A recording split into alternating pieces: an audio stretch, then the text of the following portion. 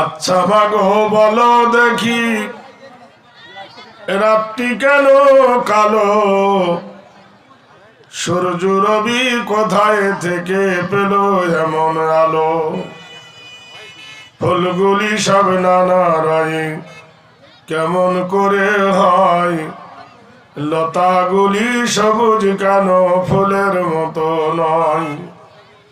চিনি কেন মিষ্টি এত, তেঁতুল কেন টক? কোকিল কেন কালো এত, ফর্সা কেন বক? দুধ কেন মা এমন সাদা, মরিচ কেন ঝাল?